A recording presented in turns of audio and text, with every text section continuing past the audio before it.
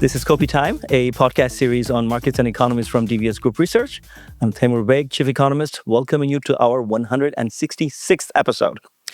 Delighted today to have David Marsh for his first live appearance at this podcast. We did have David with us 3 years ago in the autumn of 2022, but that was a remote interaction. David is the chairman of OMFIF Research Group, former Financial Times Europe editor. He has published a number of books on the intersection of economics and geopolitics, the latest one being Can Europe Survive? The Story of a Continent in a Fractured World. As I said earlier, that David was with us on episode 86.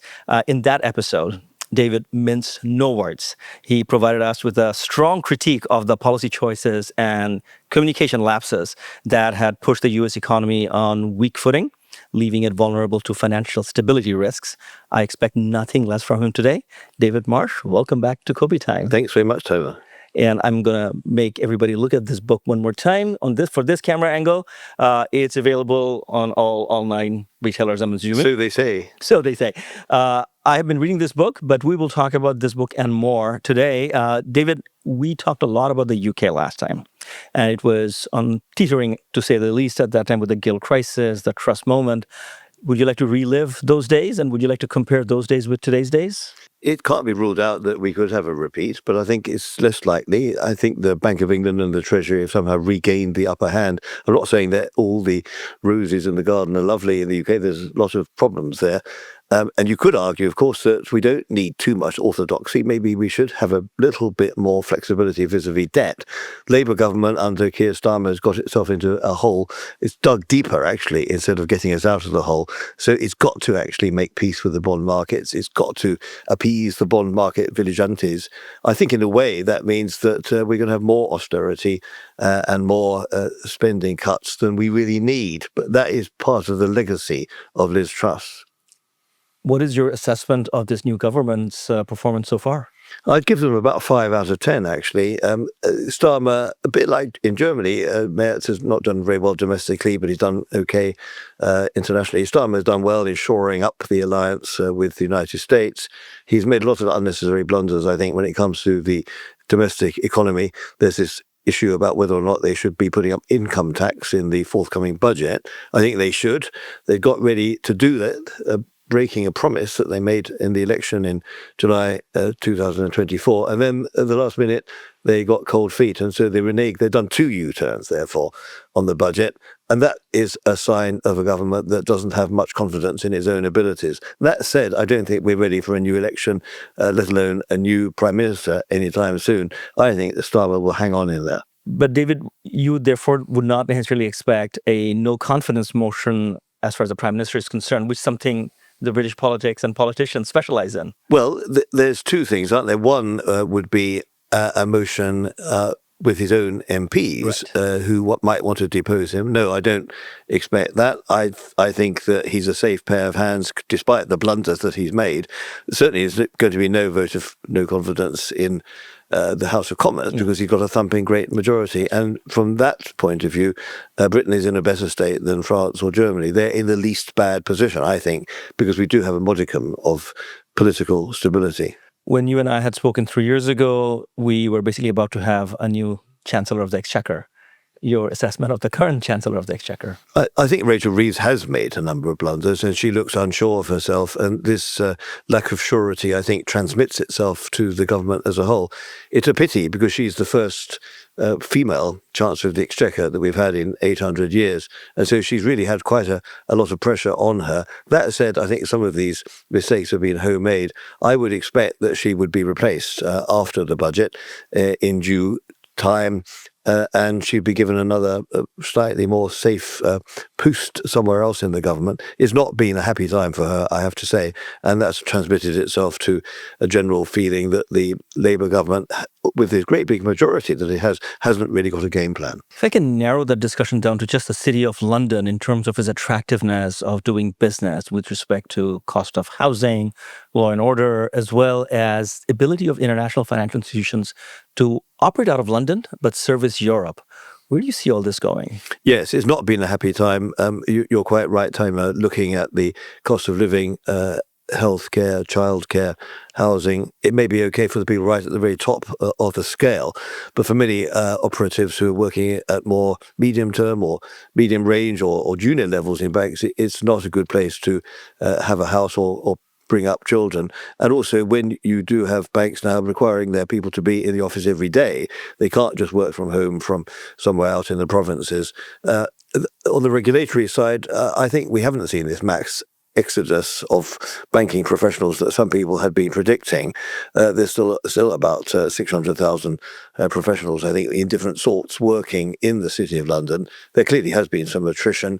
There's no place in Europe that is quite like London in terms of the ecosystem, but that comes as a cost. The asset management side is doing quite well, I think. It's the wholesale banking side where there's been some exodus, and also, of course, in the securities trading and so on.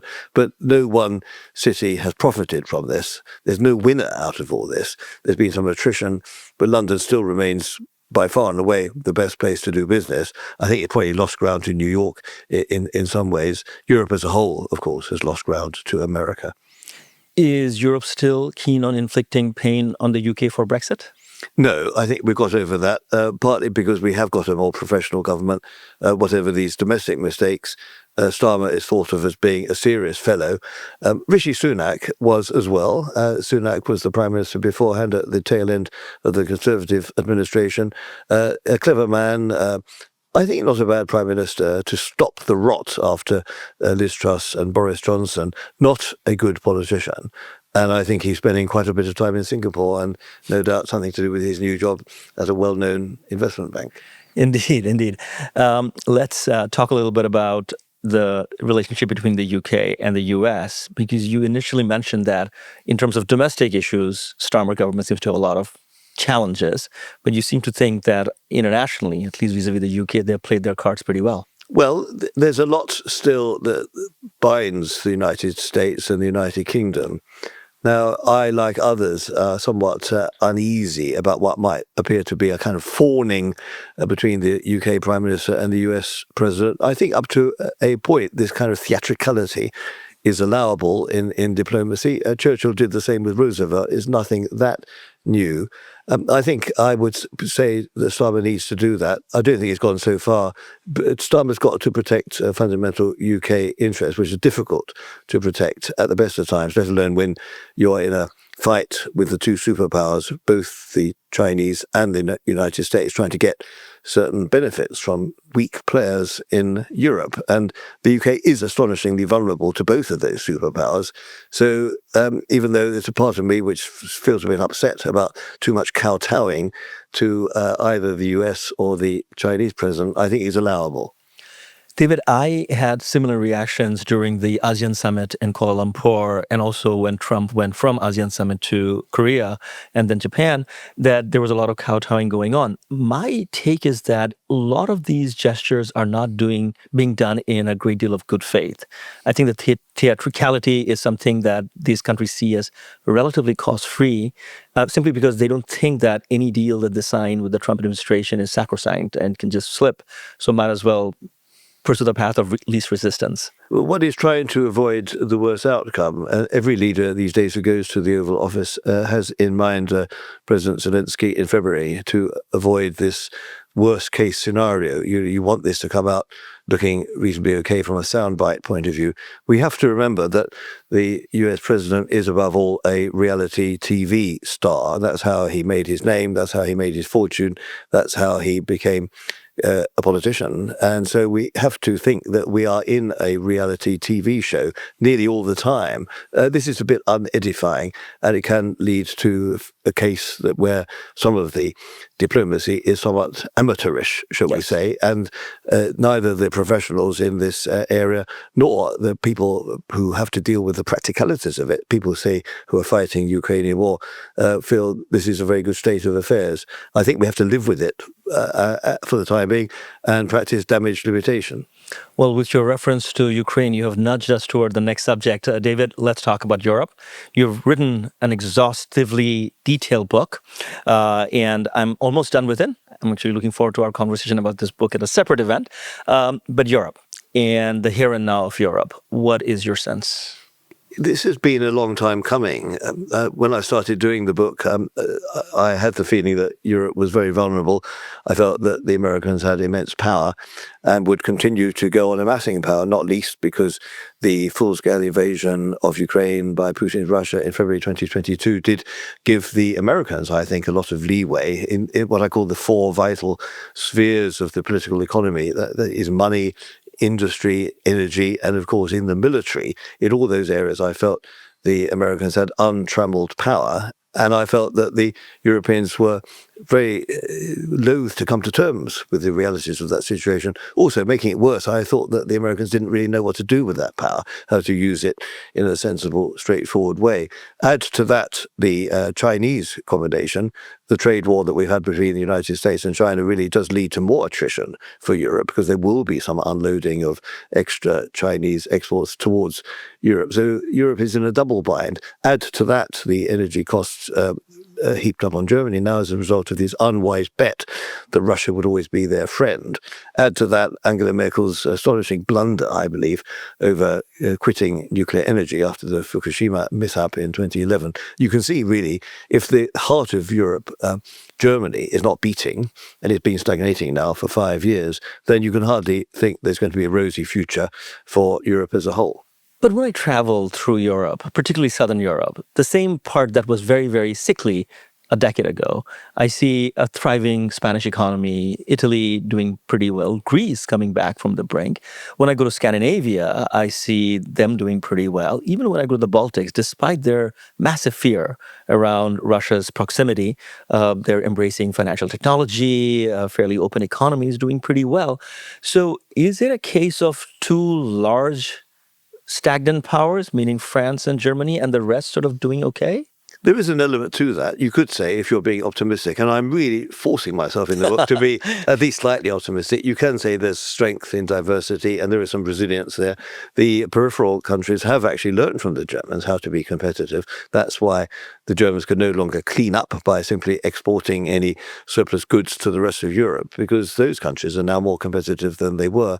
So you're right, there are some bright spots, and it would be wrong to paint everything in dastardly black colours. But I do think that if you've got these two very important parts of Europe, France and Germany, not performing adequately, and also the Franco-German relationship, although it's been patched up a bit lately, partly because of Trump not again performing as well as it has done in the past, then I do think it's very difficult for Europe as a whole to be healthy. And in terms of dealing with the US, whether it is with respect to Ukraine or this trade war situation, the institutional aspects around European Union dealing with the US versus Germany or France dealing with the US, how is this being balanced? Well, it's not a very healthy picture, because the great strength of Europe was always that it could do trade deals. That's why you bring together these countries in the European Union.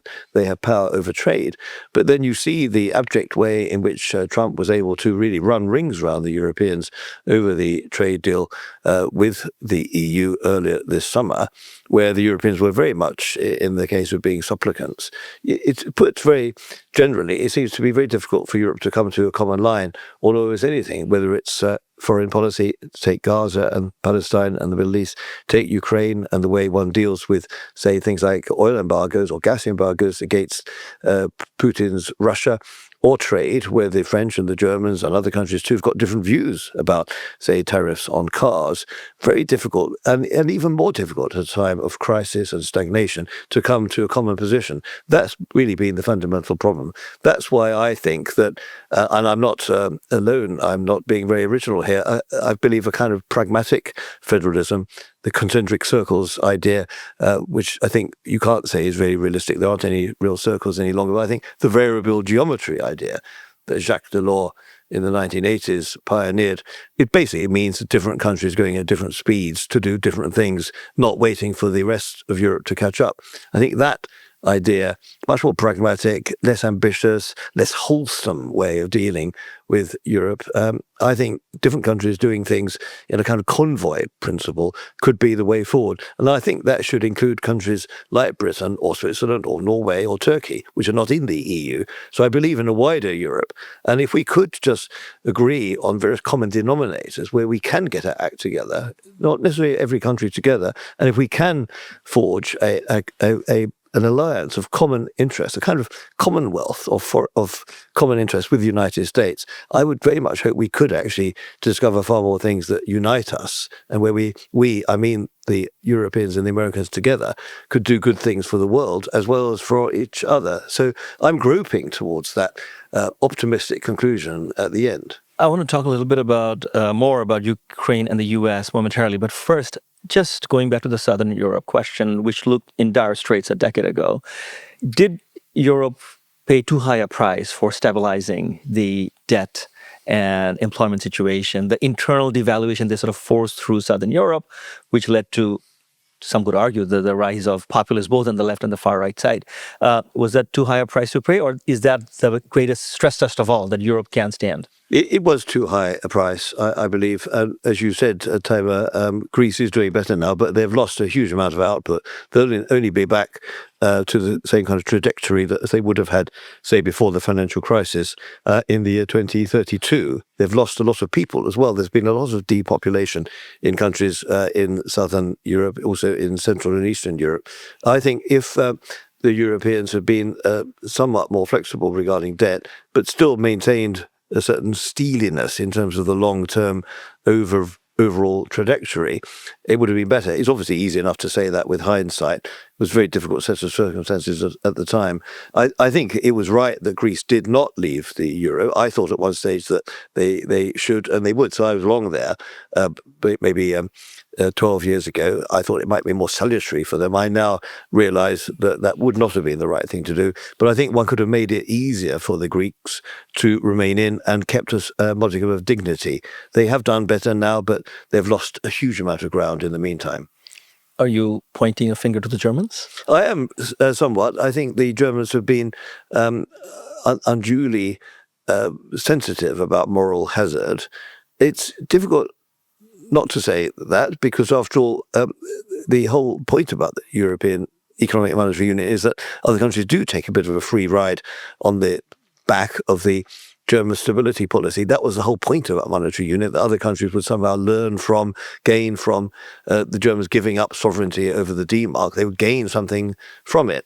So you can't really say that the Germans are totally wrong in saying this moral hazard aspect. I just think they could have done this with a modicum of greater sensibility, shall we say, and they could have, in their own interests, themselves expanded their economy. That's maybe the big black mark about the Germans. They should have used that period of ultra-low, sometimes negative interest rates to borrow more, not to be so obsessive about what they call the black zero for the deficit. They should have brought about this new flexibility in the debt brake 5 years earlier, instead of just doing it earlier this year under the force of circumstances. Don't forget that was in the constitutional as of 2008, 2009. I think the time to relax that would have been in 2014. Again, easy to say that with hindsight.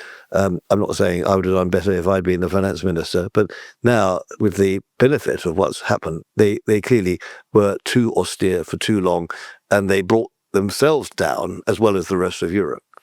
But better late than never. The Germans are loosening their purse strings. Yes, I do think it's too late, actually. I think, and don't forget, it's under the force of circumstances. Once again, it was the Americans who forced them to do that, because Mr. Merz, the new chancellor, was so afraid that Trump, more or less overnight, would withdraw the United States from NATO, that he said we must therefore start to be much more free and easy regarding deficit spending for defense. And then they added the infrastructure side, also necessary, Now, unfortunately, we see that the infrastructure package in particular has been loaded up with all kinds of things that have got much more to do with government or personal consumption rather than investment. And the defence spending side, which I think we have to applaud, is taking a long time to get rolling. And I still don't know how much of that extra money on defence will go towards a German armaments industry, towards a European armaments industry, in which maybe the British could play a role as well, or to buying more F-35s.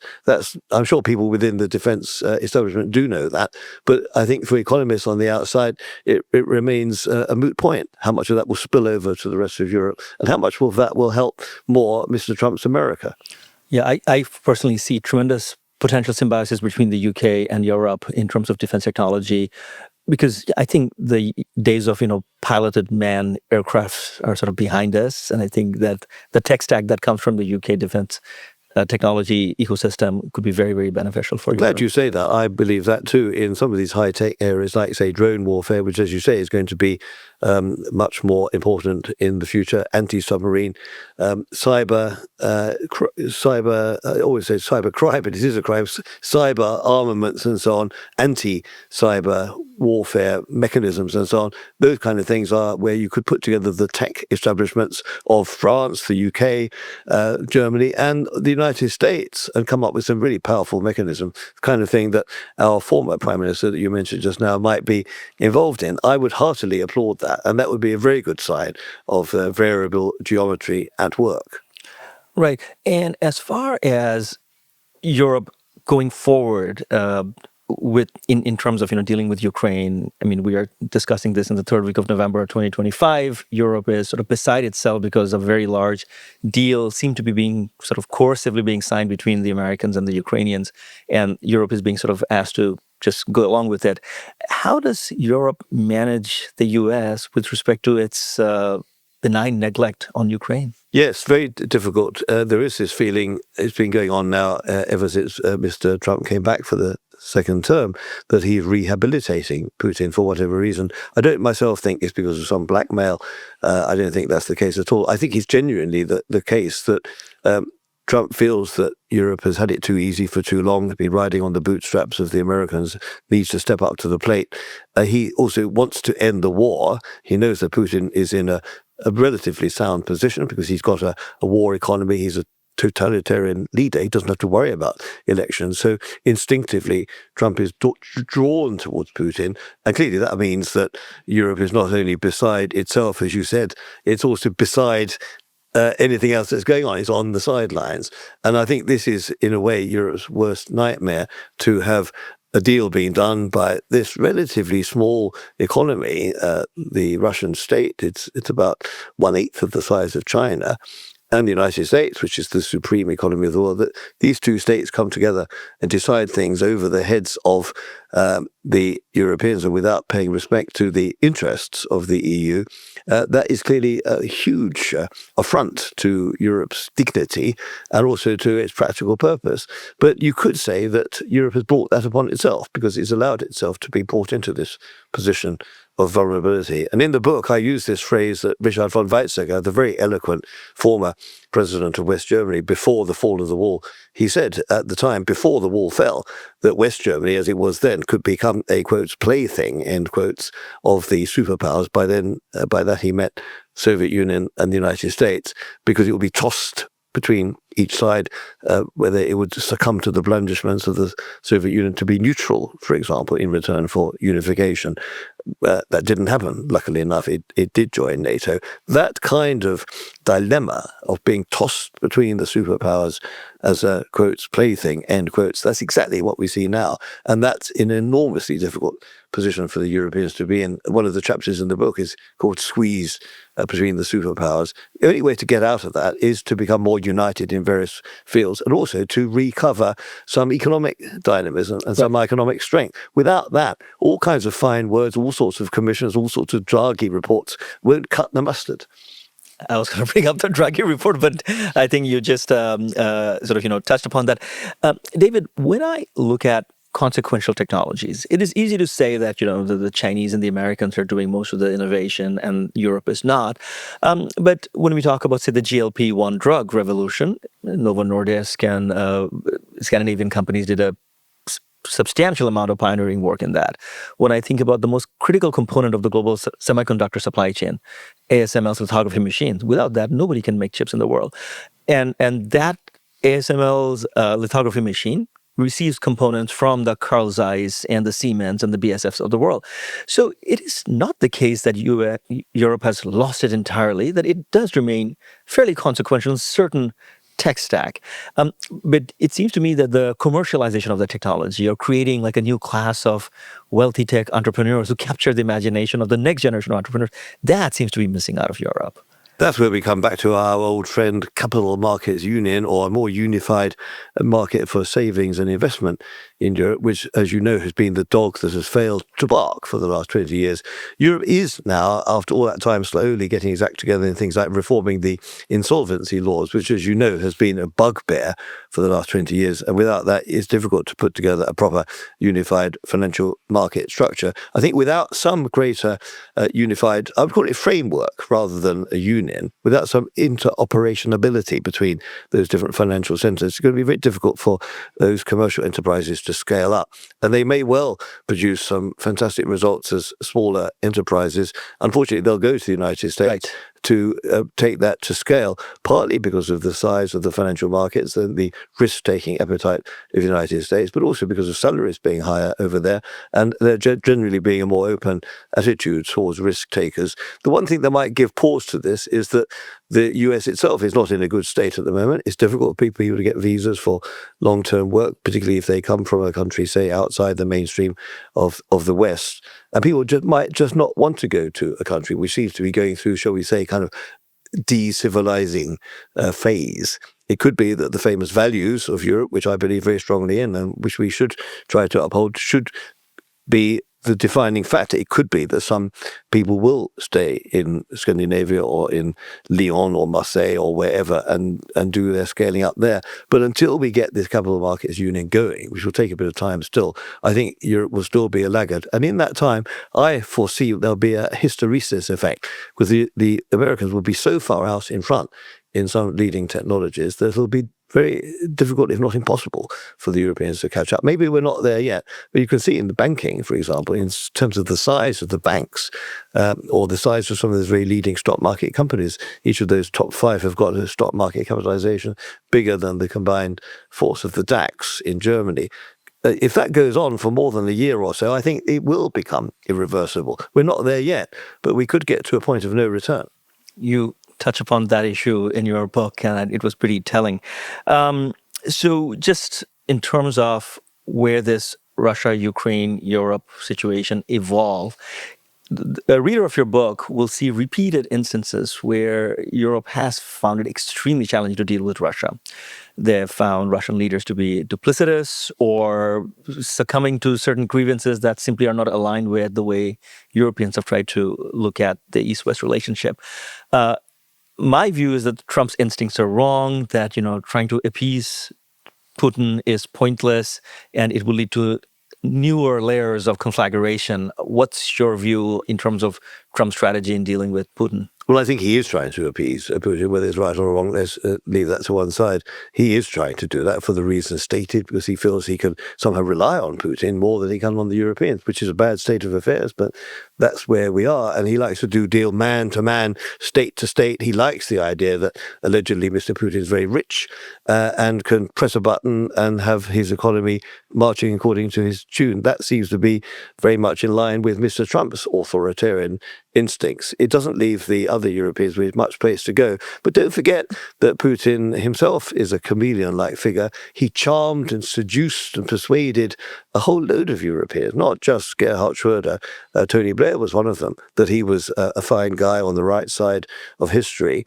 It only took place after nearly 10 years of being first Prime Minister and then President that he started to turn against the West, partly because of this eastwards expansion of NATO. Very complicated subject where there's no unified answer on that. But I think Putin, with his neuralgia, this psychodrama he has about the ending of the Cold War, I think the West as a whole could have been somewhat more sensitive to his thoughts about that. None of that excuses the brutal aggression, the rape, the murder, the bestiality, the abduction of children that Putin has done in Ukraine. It doesn't excuse that at all. It does provide a kind of explanation, and I think it also produces a reason why that invasion, the full-scale invasion, did take place in February 2022. Europe should have been more alive to the tripwires, the signals, the first invasion 10 years earlier, where people on the whole turned a blind eye. So Europe, I think, has been not vigilant regarding Putin. Europe is partly to blame, not wholly to blame, but partly to blame for the conflagration that we now see. It seems to me that at least in Trump 1.0, the view from Europe and maybe from leaders elsewhere was also this is an aberration. It'll go away. The U.S. has long-term commitments to its allies, toward trade, and so on. Now we have Trump 2.0, and I'm beginning to question whether Trumpism survives Trump. And I'm raising that question because I'm, again, trying to think it from Europe's perspective. How reliable an ally for the long term is the U.S.? Quite right to be posing those questions. Clearly, Obama and Biden, in different ways, were saying also that they wanted Europeans to step up more to the plate and try to be bigger players in the defense sphere. In fact, every president since Eisenhower has been saying that more or less. Europeans on the whole turn a blind eye.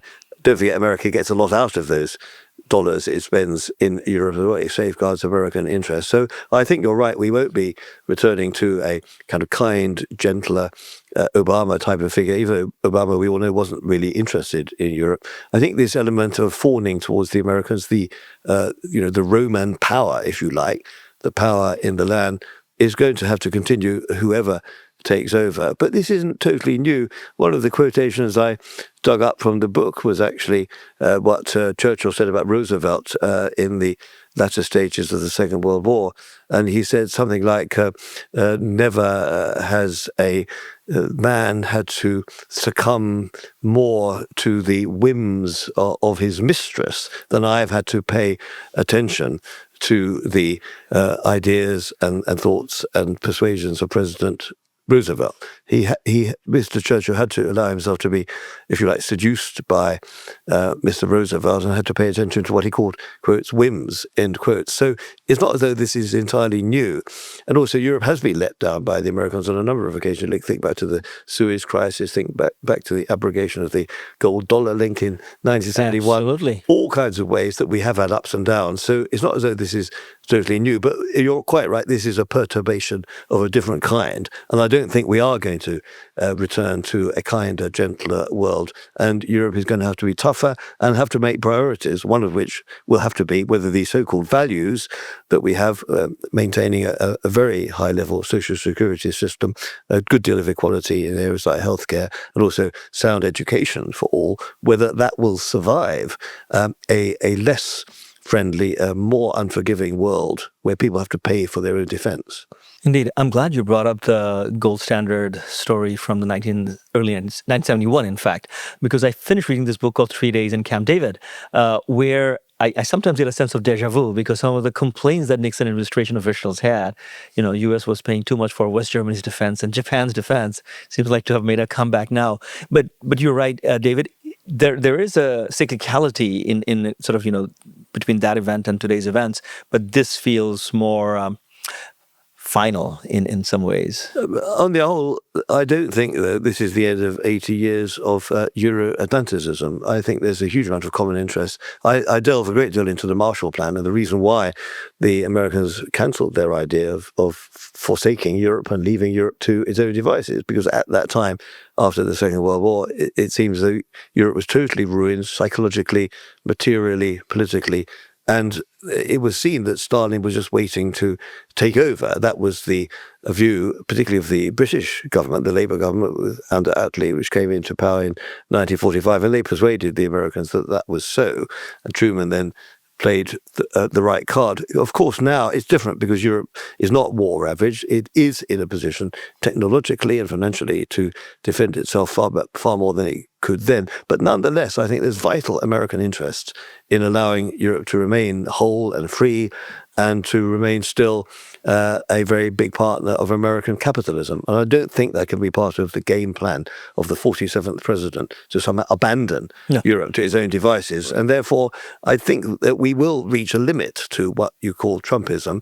We won't go back to the status quo ante, but I don't think we are going to go into a rampant world where Trump and Putin and Xi do deals with each other like some sort of Orwellian 1984 geography. I think that we will continue to see a very strong bedrock of joint American-European interests. I hope so too. I sometimes hear disturbing narratives along those lines that U.S. will just focus on the Americas and have like a Dunroe doctrine, not a Monroe doctrine, and focus on its influence of sphere there and tell Europe to handle its backyard. But when I see even Trump's evolution over the last 9 months, where he began by basically sort of invoking to the MAGA elements about an inward-looking policy, he has become far more international, probably not for good reasons, but he is poking his nose in all sorts of international affairs all over the world, including the whole Russia-Ukraine thing. I want to talk to you a little bit about Russia. In your book, you have a reference to reverse Nixon.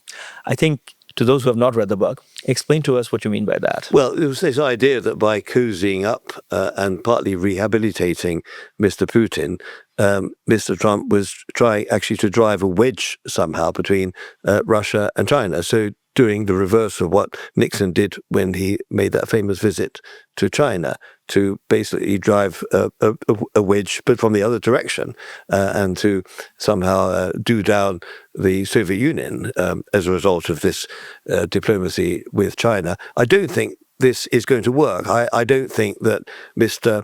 Trump cozying up and being pally with Mr. Putin in the way he did, say, with the Alaska summit in July, with all those military hardware and the red carpet and all that paraphernalia, I don't think it's going to work in driving a wedge between China and Russia. I think China is very happy to have Russia as a supplicant state in a good place from the Chinese point of view. I think the Russians, although they don't like being a junior partner because they were always top dog in the 1960s and 1970s, they've got no place to go but to rely on China for shoring up the war economy. So I don't think this reverse Nixon strategy was actually intended, nor do I think it could possibly work. I think that there's a very strong reason for this partnership between Russia and China, however unedifying we might find it. Both sides are getting something out of it. In the end, I think Russia will find itself relegated to junior status, and China may well start to think about that very long border that it's got with Russia and whether there may be some territorial disputes that it could start to pick. You could easily make the case that the biggest danger to Russia is not NATO on its western flank, but China on its southern flank. And that might be something they need to think about. Right. Although the Chinese like to say that other than India, with everybody else, they have established borders, that there's no dispute whatsoever. But yeah, I think as relationships evolve, those views can also evolve. Well, let's say the Chinese do build up a very large creditor position with the Russians, which the Russians can't repay, then you could think of some sort of debt for land swap, couldn't you? Like the Louisiana Purchase. I mean, I'm sure people will write books about this at some stage in the future. Oh my. Okay, let's stay with China, but from Europe's perspective. Europe, and in your book, you have gone in great details about this, that the view is that the Chinese market would be great for European exporters, particularly auto exporters. And the view is that China was going to be a benign actor as far as Europe was concerned. Those views are evolving? Well, they have to be, don't they? Because all of those bets have turned sour. The idea was that China would become more, quotes, like us, end quotes, because they would move up the income scale. Natural feeling, if you have more people who are paying income tax, for example, they demand some sort of say over their democratic rights. That doesn't seem to be happening at the moment. And rather than somehow placating the Chinese with Western technology and keeping them tame, but keeping them high up the income scale, that seems to have turned itself against, particularly a country like Germany with a lot of high-tech exports. So there have been lots of analysis, including by the European Central Bank, just to show how competitive the Chinese have become in areas where the Germans have always been pretty competent. So those bets have turned sour. And of course, that was one of the major bets that Germany in particular made with China. And even Angela Merkel, in her totally non-revelatory and totally, je ne regrette rien memoirs, even she says that the Germans were somewhat naive in dealing with China during the early part of this century. So defense underwritten by America, energy underwritten by Russia, and export market underwritten by China. It's become a bit of a cliche, but it is true, of course. All those things do happen, and the Germans now do admit it. That's all not working out. But having said that, it seems to me that whether it is tariffs vis-a-vis China or dealing with Chinese imports into Europe, Europe seems to be going somewhat at a different, more independent path than just mimicking American restrictions and sanctions. I definitely think there's an angle here that Europe doesn't have to be friends with China in everything that it does. It doesn't have to be friends with the United States in everything that it does. I think there is an area of common ground where the Europeans could map out a semi-independent path. You could certainly think of some non-dual use, non-military goods where there could be a bit of a free ride for the Chinese and the Europeans to do things together. I definitely think that the Brits could be brought in there to help with the Germans. We're both vulnerable countries in different ways. Brits because there's a lot of Chinese investment in the UK, Germans because they've invested a great deal in China. So I think there are under the variable geometry mechanism, there's lots of areas where I think there could be a semi-independent path for Europe without necessarily antagonizing either the United States or China. But I repeat, that can only really be done from a position of some strength and not as a perfect supplicant. If only Europe could somehow, stress the word if only, because we don't know how to do it, could get back to, say, 2% growth per annum. Don't forget the Germans at the moment, according to the Bundesbank, have got a productive growth potential of 0.4% per annum. If we could get back to something, give me 1.5% per annum, it would make Europe look a whole lot stronger. I know that's a bit of a pious hope at the moment, but that would give some grounds for hope. And there's a number of things that Europe could do. I think all the things we've been talking about could put us on a stronger path. And that's really been the semi-optimistic conclusion that I've struggled my way to come to in the book. Well, I hope that between defense spending and sustained interest in European tourism, we get somewhere at least past 1%. David, you just came back from a lovely holiday in India. We're recording this in Singapore, so let's end our discussion by talking about South Asia and Southeast Asia vis-a-vis Europe. We have to take this more seriously, the Europeans. I think the British and the Germans and the French have taken, say, Japan much more seriously. We probably need to turn our attention to ASEAN and the way that this is an intact group of countries which are trying to protect the interests of individual countries by banding together. So this is... We've probably concentrated too much on China. This is long overdue. I would like to see some genuine European missions to ASEAN. If you could band together, again, under the variable geometry banner, some British and some Germans and some French interests and try to do a few more things jointly, getting over the nationalistic divides in Europe and adopting some common policies on, say, some kind of, intact savings and investment framework, for example, between Europe writ large and the Southeast Asian area writ large. There's lots of savings in this area, lots of potential for collaborating on investments in kind of high-tech enterprises we're talking about. So, right, I think this is a terrain which is well worthwhile mining together. Sitting here in Singapore, I certainly feel that the government of UK, particularly the new government, seems to be very keen on building deeper relationship with business and governments in Southeast Asia, and we certainly welcome that. And of course, UK, India are on the verge of signing several fairly deep trade agreements. Europe is also in the fray, but to your point, we don't see as much cohesiveness coming from Europe. I see the French delegation, the German delegation, but I'd like to see more EU delegations. I never do see that. It's amazing where they hire an Airbus and they put all their own people on board, Germans or French or British.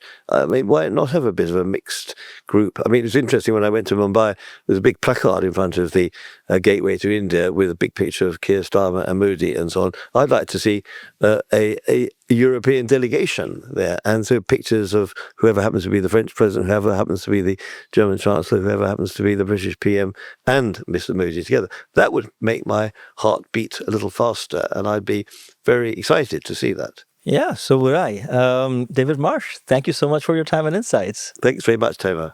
Until next time. Until next time, indeed. It was great to have you, and thanks to our listeners as well. Kopi Time was produced by Ken Delridge. Violet Lee and Daisy Sharma provided additional assistance. All 166 episodes of this podcast are available on YouTube, as well as on Apple, Google, and Spotify. As for our research publications and webinars, you can find them all by Googling DBS Research Library. Have a great day.